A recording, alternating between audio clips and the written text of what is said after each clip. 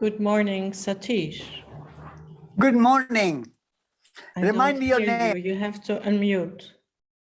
Remind me your name. My name is Lee. Lee, nice to meet you, Lee. Hi. Thank This you is for your book Yes. translated in the Netherlands. Yes, I received a copy.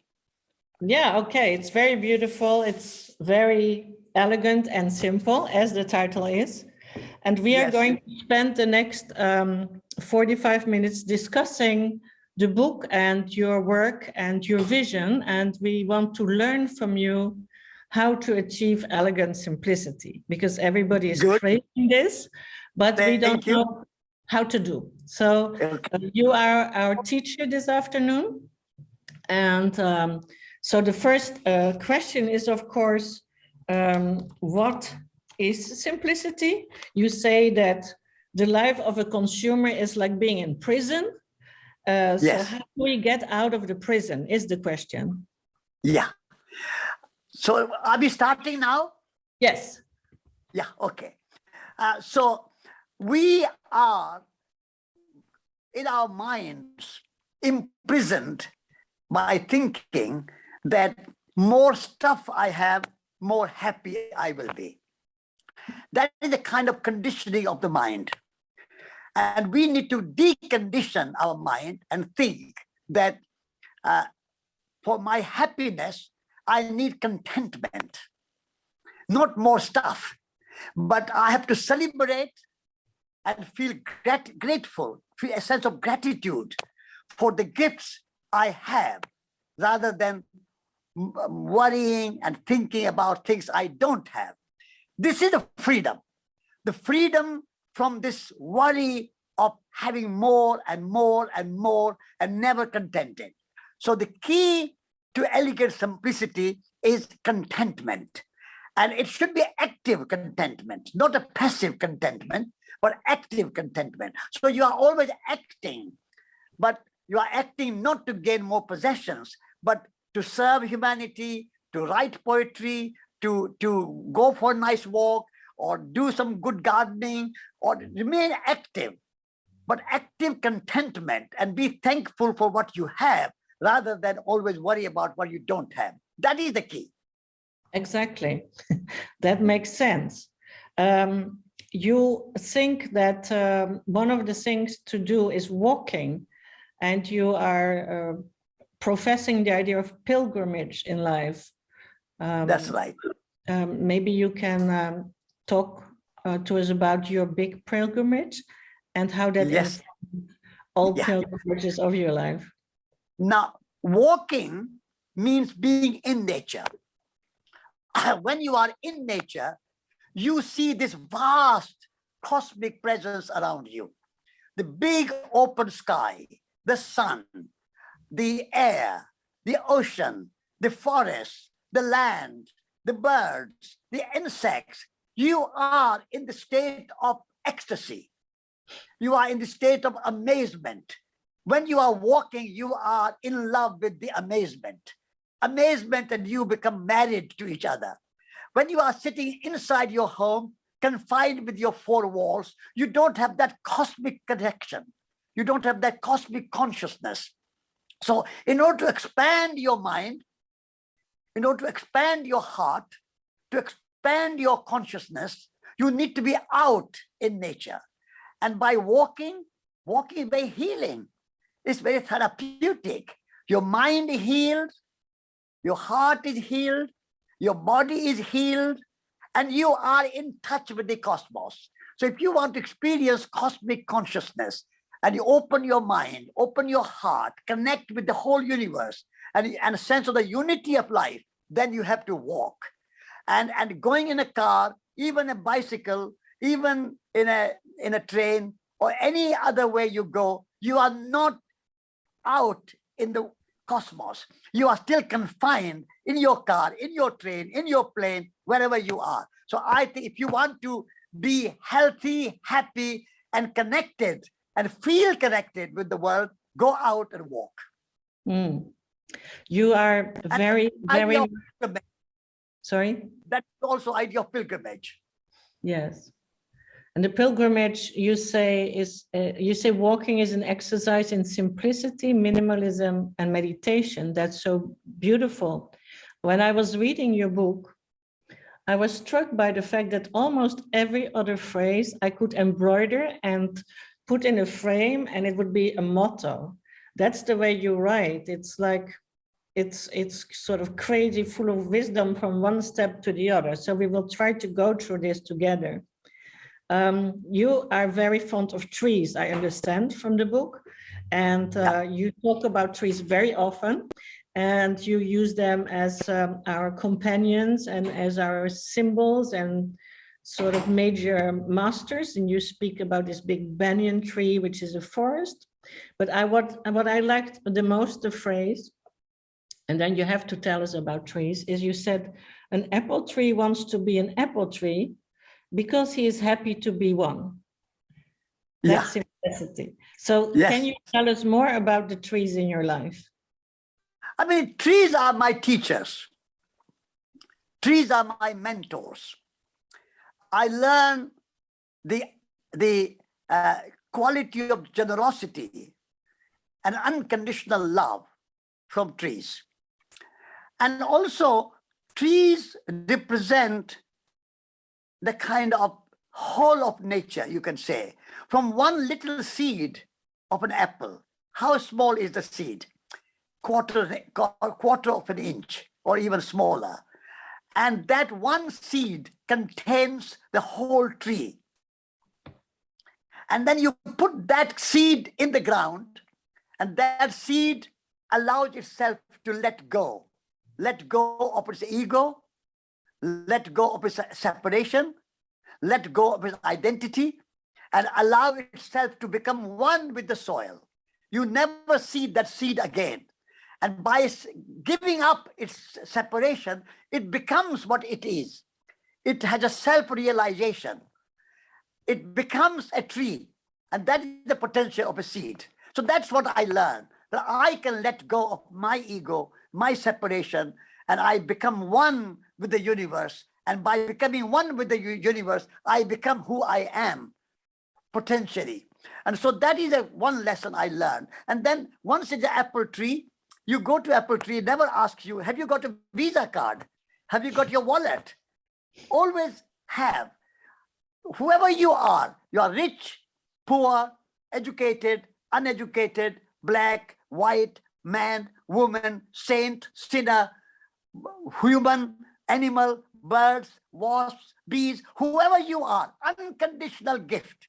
Take apples as much as you want. There's no measurement. So that unconditional generosity, unconditional love, that is what I learned from the trees. So that's the apple tree is one example. You can translate that example to any tree. So it's a tree of life, tree of knowledge, tree of spirit. And a tree and I are made of the same elements. Tree is made of earth, air, fire, water, and tree is conscious. Tree is intelligent. Tree has soul. I am earth, air, fire, water, and I have intelligence, and I have a soul, and I have a spirit. So tree and I are one. We are made of the same elements and same reality. So tree is a different diversity of life, manifestation. I'm a different manifestation, but we are made of the same elements. And therefore, I look at a tree as my teacher. I look at the tree as my mentor, and I learn from the tree. Wonderful. You mentioned in unconditional love, and you also at one other point speak about radical love. You say that bad herbs are your friends. So this is all about coming to terms even with your worst enemies. Can you teach us how to do that? Because that's one of the most difficult things in life. Actually, if you look at the world with an unconditioned mind or deconditioned mind, open mind, there are no enemies. All human beings are part of one humanity. All the labels we put on people, like you are a Hindu or a Muslim or a Christian or an American or a Dutchman or a Belgian or European or African or black or white, all the labels are just diversity. But beyond that diversity, there's a unity. And unity and diversity dance together. We have to celebrate this dance of unity and diversity. Without unity, there is no diversity. And without diversity, there is no unity. Diversity and unity complement each other. So if we celebrate diversity and see the diversity and unity dance together, then there is no enemy. Black people are not enemies of white.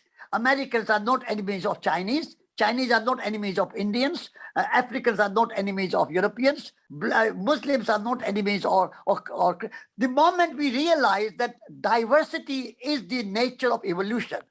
In the beginning of time, at the Big Bang, there was no Hindu, Muslim, Christian, American, Japanese, Chinese, Russians. There was no, we were all gas and all water.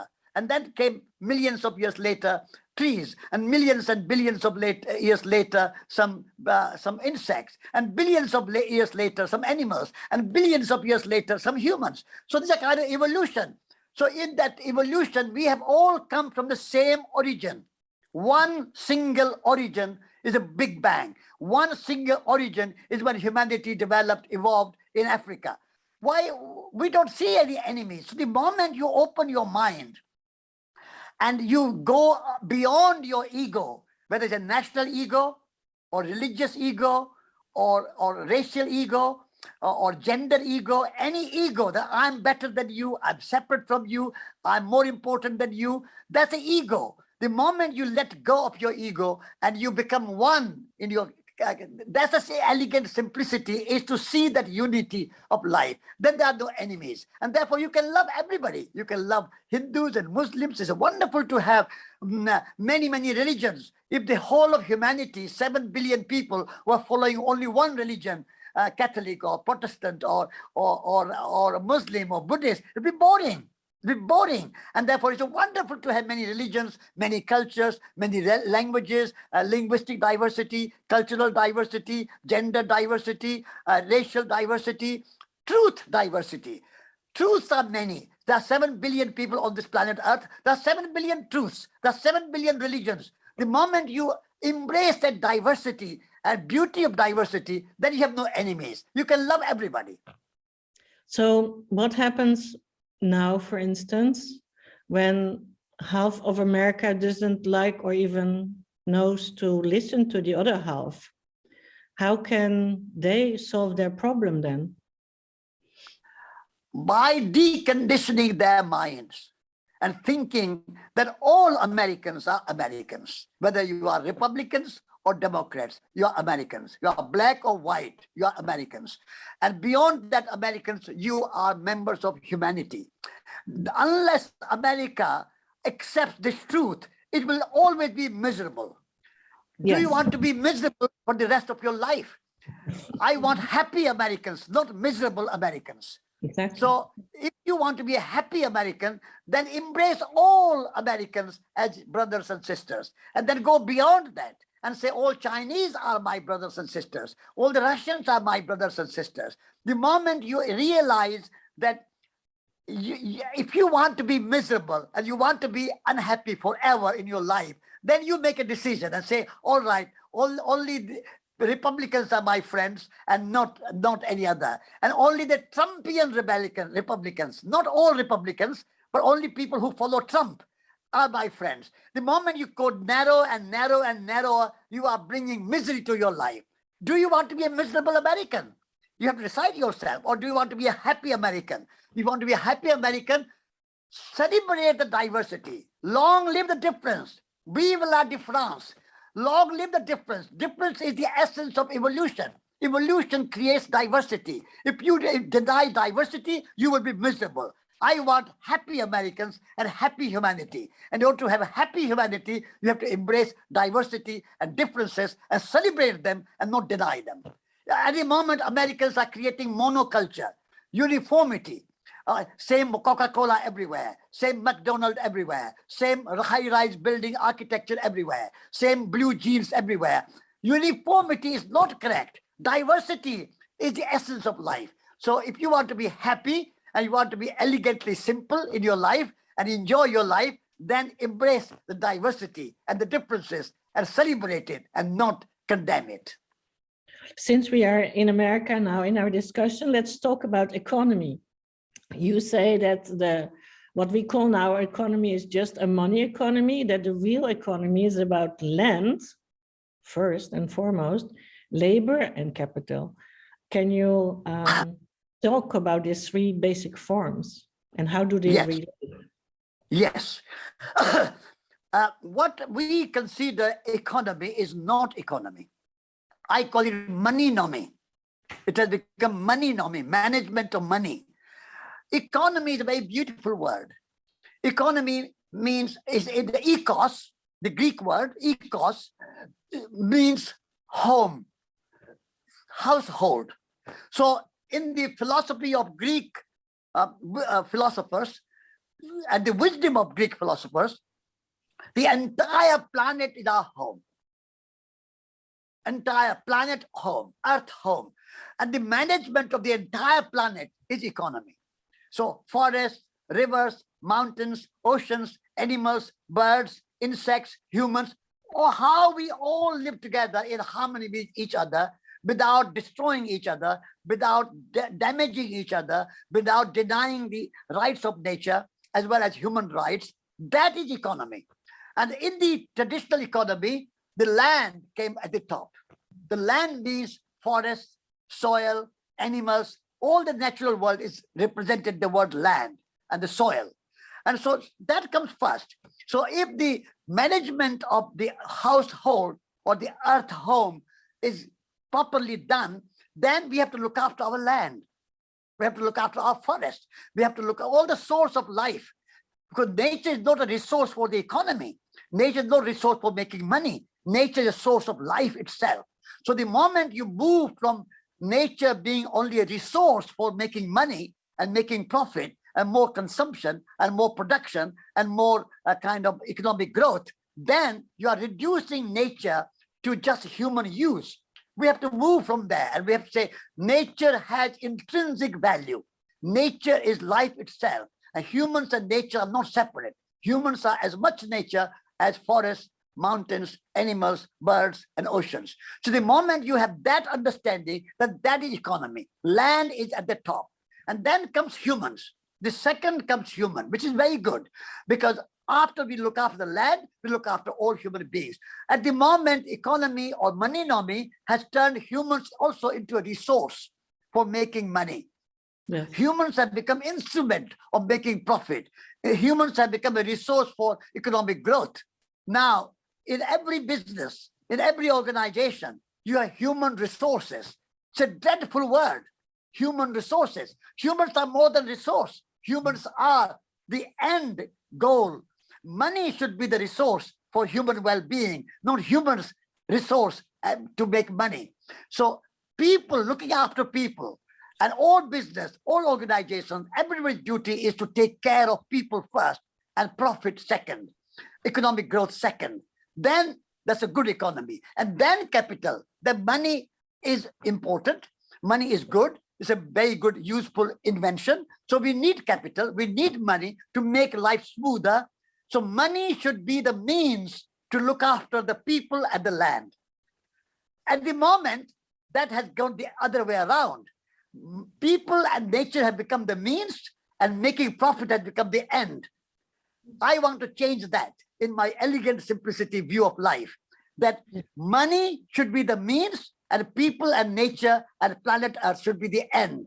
If the planet is destroyed, there's no integrity of nature. And if the people are not happy, then what's good of having more and more and more money? You can have lots of money, you can have buildings and cars and aeroplanes and everything, but human beings are not happy. What's the point of that? So humanity and nature come at the top, and the money and profit and economic growth come as a servant of the people and the planet. That's the idea of putting economy back to its true meaning and not the distorted meaning as it has become a money-nomy in the name of economic growth. It's only a money growth, not a growth in economy, it's a growth in money.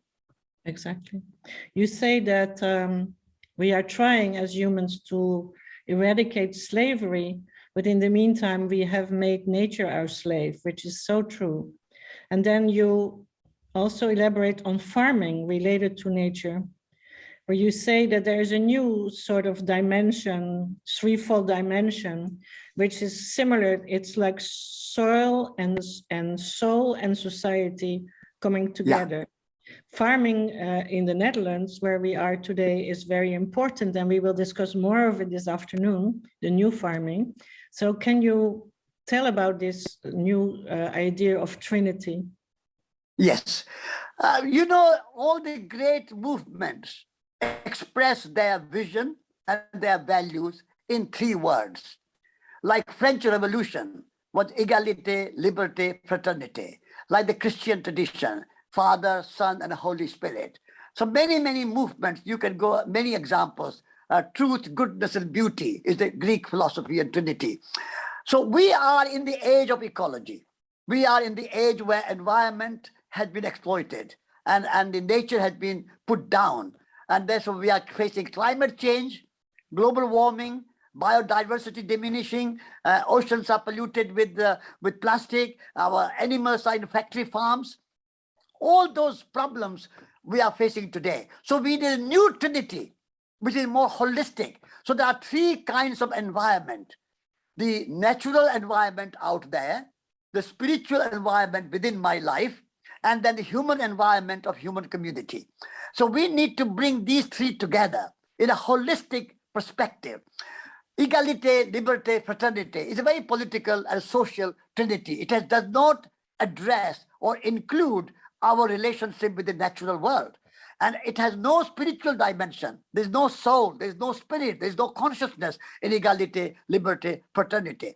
So I want a new revolutionary trinity for our time. And that trinity is soil, which includes the whole of environment, like land, soil, because everything comes from the soil. Our body is made of soil. Our trees are made of soil. Our houses are made of soil. Our clothes are made of soil. Soil is in everything. And therefore, I put soil, nature, environment, ecology, planet Earth at the top priority in my trinity. And then people have forgotten also soul, the spirit, love, compassion, kindness, generosity, sense of service, all those sense of beauty, sense of goodness, sense of truth, all these things are forgotten. So soul qualities are as important as the material measured qualities. Even, I mean, scientific thinking has told us that only thing what matters is what you can measure. What you cannot measure does not exist. I want to change that. I want to say you cannot measure soul, you cannot measure friendship, you cannot measure love, but they exist. Family, friendship, love, kindness, compassion, these are the soul qualities. Unless we cultivate soul qualities, we will not be happy. So I want to put soul as a bridge between society and nature. And then, of course, society, as I said in the beginning, we have to see as a one humanity, and we have to rise above our petty, narrow national interest and petty, narrow religious differences and interests, and embrace the whole of humanity. So this is the new trinity for our time, new trinity for the age of ecology, the new trinity when we can address the problem of climate change and the problem of biodiversity and the problem of our environmental crisis that we face today. World leaders are going to meet in Glasgow next week, next weekend. And so they are going to discuss the problem of climate change. But I say to them that in order to address climate change, you have to address and embrace this new trinity of soil, soul, and society, which means nature, spirit, and humanity. If we can have these 3 together, and the natural environment, the spiritual environment, and the human environment together, then we can address the problem of climate change. This is why I put this trinity in my Elegant Simplicity book. Yes, very, very powerful. You also say in that same direction that the world has to go, that we have to go, that all of us have to go from ego to eco. Yeah. Which is maybe happening, but it's happening very slowly. and we don't know how to give ourselves over to this, and maybe you can give us some direction. So ego represents separation and eco represents relationship. The word eco comes from ecos in Greek language, which means home. And so first and foremost, our home is our family. So we have to connect with our family, our parents, our husbands, wives, children, friends, colleagues, guests, whoever is close to you. That is our ecos. That is our home. Then we have to expand a bit further and say we are related and we are connected and we are interdependent to many, many more things. We are interdependent with other human beings, other countries, other species. So that's a deep ecology. It's a kind of deep ecological perspective where you say that I am connected with all living beings. That's the eco. Ego is I'm separate. I'm an individual. My interest, my car, my house, my prestige, my power, my control, my recognition, me. That's the ego. Then you say, you move a little bit further, say my home, my family, my country. That's also collective ego. So rather than me, we move to we, our culture, our country, our nation, our religion, our planet, our humanity, all our. We are together. We are all interrelated, interconnected, interdependent human beings. And therefore, moving from separation is moving from ego to relationship is to eco. So from separation to relationship is moving from ego to eco. That's the meaning of ego to eco. And at the moment, our world is completely taken over by ego.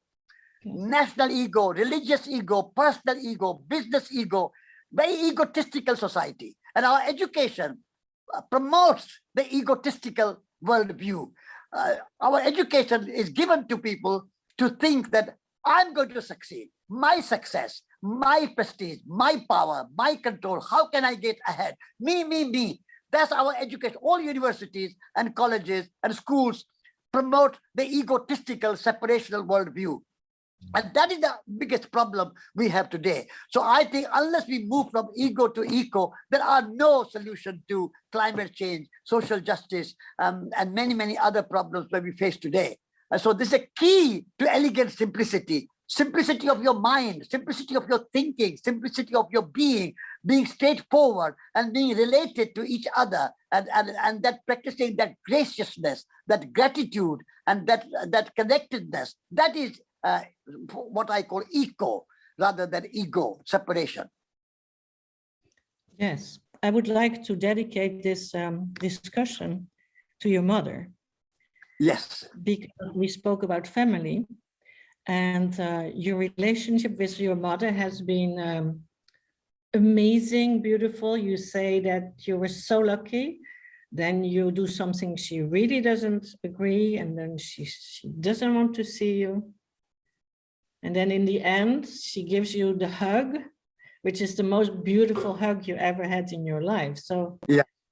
What is this mother? Because you say also that she lived like a forest, a chaotic impression with an innate order. So you use her also as a metaphor of the art of improvisation. Yeah. Is it so? Did I understand that well? Yes. Well, thank you for asking me about my mother, because I was very fortunate to have the kind of mother I had. She was wise, she was generous, she was kind, she was a singer, she was a storyteller, she was a gardener, she was a self-sufficient woman in many, many ways, but very strongly religious. So sometimes being very strongly religious can narrow your mind. And this is what, in a way, it was blessing because she was religious. She allowed me to leave home and become a Jain monk at the age 9. Yeah, you were. If she was not strong religious, she will not allow me to leave home and become a monk. So she was religious, and therefore her strong religious, if you are going to become a monk, that is a very good thing because you are following a religious path. So that was a blessing. But then when I grew up and I wanted to leave the monastic order, that hurt her. But I had to, like a bird has to fly the nest, I had to do what I wanted to do. I had to find my own way. Even though I loved my mother, I respected my mother, I celebrated my mother and her wisdom and her teachings, but at the same time, I had to find my own way. I cannot always be in the nest of my mother. And so I had to fly and to follow my way. So I left the monkhood, and that was very hurtful to my mother.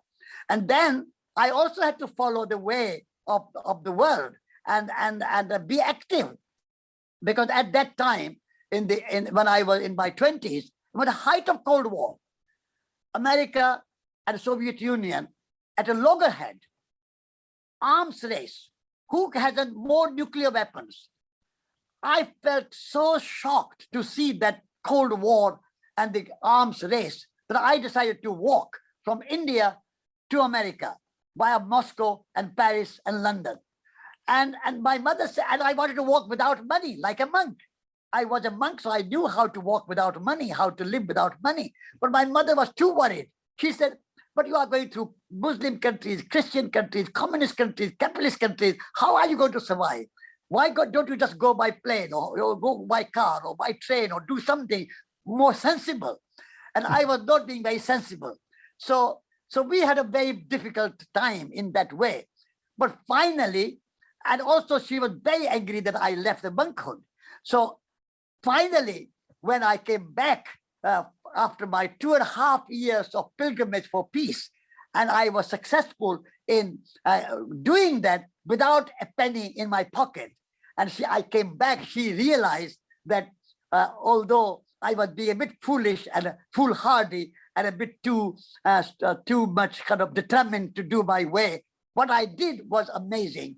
And I did work for peace in the world and peace in your heart and peace with people. This kind of peace work, she was very inspired. And she came all the way to see me and forgive me and embrace me and say, my son, I'm sorry that I wanted to stop you from doing what you were doing, but you have done well and you have my blessing.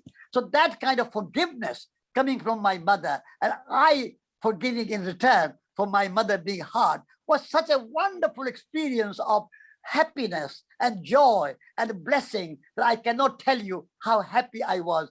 I was full of happy tears in my eyes that my mother came about 400-500 miles of journey on her own in her old age to give me that love and forgiveness. So I'm ever so grateful. And so having that reconciliation with my mother was so joyful that when she passed away, I felt happy that she passed away without any quarrel between us. And we were good friends in the end. And she had a good life in the end.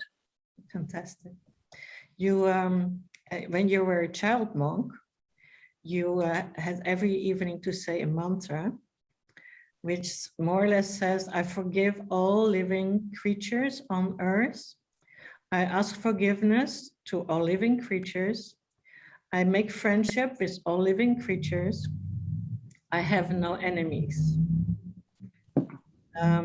You had to do that every evening, and once a year you would do fasting also to encourage forgiveness.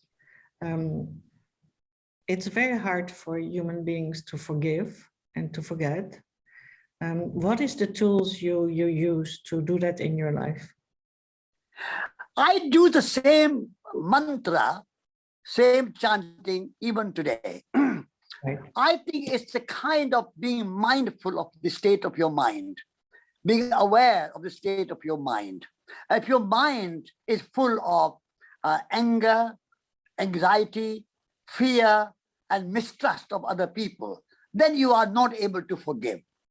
So you have to remind yourself that I can be free of the burden of fear and the anger and anxiety and mistrust. And I can trust the world. I can trust the humanity. I can trust nature. I was born without any PhD after my name. I was born without any skills. And universe put the milk in the breast of my mother. Universe will look after me. Universe has given me my body. Universe has given me the air and the water and the sunshine that I enjoy. So all the gifts of nature are holding me together. So if universe can be so kind and compassionate, why am I worried? Why am I anxious? Why am I angry? Why am I fearful? Why am I mistrustful? If that kind of consciousness I can cultivate every day in my mind and say, I forgive all beings, and all beings I beg their forgiveness, and I have no enemies. All human beings are my friends, whoever they are. And loving even those with whom you disagree is the true love. Because it's easy to love somebody you like, easy to love somebody you agree with, easy to love somebody who is nice to you. But if somebody is not nice to you, somebody is disagreeing with you, somebody is being a little bit difficult with you, and that is the time when you have to really show that you can love. That's a real test. That's a real opportunity to show your true love. And therefore, I practice that meditation every day. And I say, I have no enemies. And I will reduce, if there's any trace of fear, anxiety, anger in my heart. I make a decision consciously. I'm not going to be angry. Whatever happens to the world, I'm not going to speak bad words from my mouth. Why should I foul my mouth with any negative or bad words? Or I will not going to corrupt or contaminate my mind with fear and anxiety and anger and negative thoughts and criticism of other people. So if I keep my mind unpolluted and uncluttered and uncomplicated, and I keep my mouth uncluttered, uncomplicated, and not allow negative words and negative thoughts to come to my mouth and the mind, then I can forgive everybody. So that is a practice. Every day you have to practice. Like when you are a painter, you practice every day painting. If you're a musician, you practice every day playing music. If you are a writer, you practice writing every day. The more you practice your spiritual values, your love and your forgiveness, more you can be easy with it. So anybody listening to this interview, if you want to be free of anger, fear, anxiety, and mistrust, then practice love, unconditional love, and think, meditate on those words, then you will be able to practice yourself. Making is for you a very important word. You say that our hands are the instrument of change. And you quote William Morris in the arts and crafts movement to sort of take us to another world where we are no longer just consumed, but we are actively engaged in the process. And we are here in Eindhoven in the Design Week, and we have seen many, many projects where actually the public is now involved in the making. And that seems to be a very growing movement in the world. Can you tell us about that, how you feel about that? Absolutely, yeah. First of all, we humans are not just consumers. We are makers.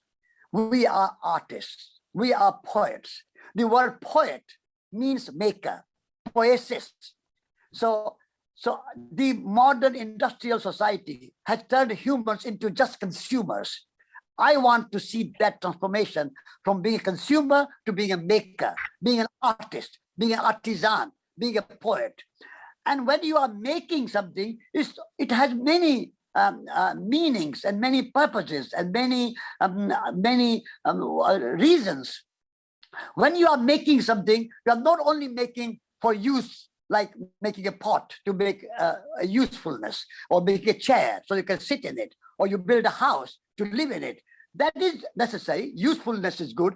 But by making, you are cultivating your imagination.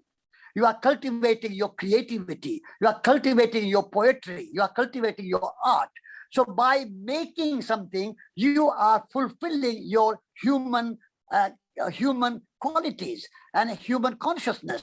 The moment we are deprived of making, and everything is made by machine, and you have nothing to do with your hands, you don't make anything, you just use your hands on a keyboard or on your computer to send emails or surface Google, that is not enough. Our hands are a magical gift to us. We can make something beautiful, transform ordinary clay into beautiful pots, transform ordinary piece of wood into beautiful furniture or sculpture or a house. So we are transformers, we are makers, and we, humanity, are being deprived by this mechanized, industrialized, mass-produced society where we are being turned into useless humans. This is why I would say William Morris, arts and crafts movement, or Mahatma Gandhi, the handicraft movement, or many other great thinkers. And my mother was the same. Always have beauty in your mind, beauty in your consciousness, beauty in your heart. And beauty cannot be produced by machine. Beauty has to come out of imagination and creativity and human hands. And therefore, beauty and usefulness, something, whatever you make should be beautiful and also useful, and should be durable. It should last for years and years and years. I'm sitting on this desk, which is made 100 years ago, and it's still useful. My wife's parents had this desk, and then I have this desk, and my children can inherit this desk from me. So that's the kind of durability, sustainability that is inbuilt in the arts and crafts movement. And therefore, beautiful, useful, durable. These are the three words, what I call the bud principle, B-U-D. Always when you have something, always think, is it bud? Have you got bud principle in it? Is it beautiful? Is it useful? Is it durable? If you have something like William Morris said, have nothing which is not beautiful and not useful, and I say not durable, then you can have a sustainable and good society. So that is the idea of arts and crafts. I want to see a society of artists, and every work should be work of art. An artist is not a special kind of person, but every person is a special kind of artist. We are all artists, but now artists have become a small elite, and they have their work in the museums or in the art galleries, and life is deprived of art. I want to change that through my Elegant Simplicity book. I want to say that art should be part of life every day, in the kitchen, in the living room, in the house, in our clothes, in our shoes, in our speech, everything should be full of art. So artist is not a special kind of person, but every person is a special kind of artist. That is the motto I have given in my book. Well, for now, I think our hearts are full of you. Thank you so much for all this, amazing directions you give to the world in your two books, the Dutch translation in your English book. I urge everybody to buy these books, because every day you can take another phrase and meditate on it for a while. I haven't gone into many aspects of your life, teaching and so on. We will do that another time, I hope, when we do a special teaching seminar. But I was delighted and humbled by meeting you. Thank you. My pleasure. Thank you for interviewing me and asking such good questions. And I hope that I have said something which is useful to your listeners. Thank you. Thank you.